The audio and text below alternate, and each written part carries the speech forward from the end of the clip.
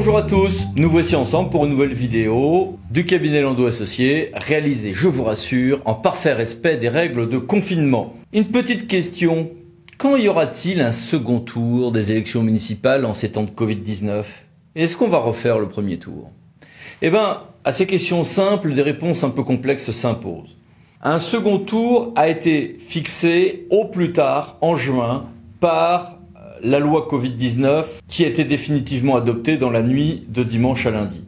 La loi finale acte donc d'un maintien du premier tour avec un report du second tour au plus tard en juin 2020. La date de ces élections sera fixée par un décret en Conseil des ministres au plus tard le 27 mai, après un rapport scientifique qui sera remis au plus tard le 23 mai, et quelques ajustements ont été faits pour la Polynésie française et la Nouvelle-Calédonie. Il y a toute une série ensuite d'ajustements qui ont été faits, majoration maximum 1,5 des montants pour les comptes de campagne.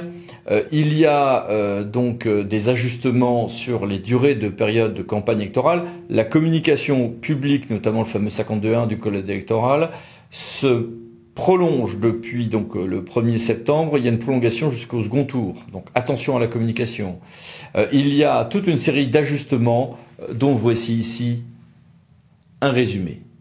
Maintenant, il pourrait arriver que le 27 mai, on découvre que l'on n'a pas les conditions sanitaires pour faire un second tour.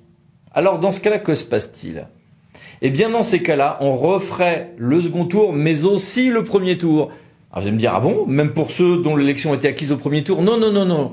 On referait premier tour et second tour, mais seulement si le 27 mai on découvre que les conditions sanitaires ne sont pas réunies, et 2, seulement dans les communes où un second tour était nécessaire. Il y a eu beaucoup de tensions entre Sénat et Assemblée sur ce point, mais tout le monde a bien dû se rallier à une position du Conseil d'État émise dans un avis sur ce projet de loi le 18 mars 2020, estimant qu'il n'y avait pas de problème constitutionnel jusqu'à une période de 2 mois, c'est en quoi on s'appuyait sur une décision antérieure du Conseil constitutionnel de 1973, mais qu'au-delà, il faudra refaire toutes les élections lorsqu'un second tour était nécessaire.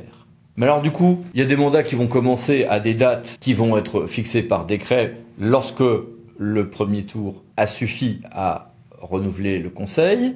Il y aura un second tour en juin, voire plus tard. Mais ils s'arrêtent quand du coup ces mandats qui auront tous des dates de commencement différentes ? On ne change rien, les mandats seront plus courts, c'est tout. En mars 2026 s'arrêteront les mandats en cours de renouvellement en ce moment. Et puis, c'est bien gentil, mais alors du coup, on fait quoi en attendant ? En attendant juin, voire pire ? Eh ben, en attendant, ce sont les mandats des conseils municipaux existants, des intercommunalités existantes, même dans les communes où un premier tour a suffi à renouveler l'organe délibérant. Dans tous ces territoires, on reprend les élus qui étaient en place avant le premier tour et ils continuent leur mandat. Ce qui entraîne toute une série de difficultés que nous allons voir dans une autre vidéo. À bientôt donc. Merci, au revoir.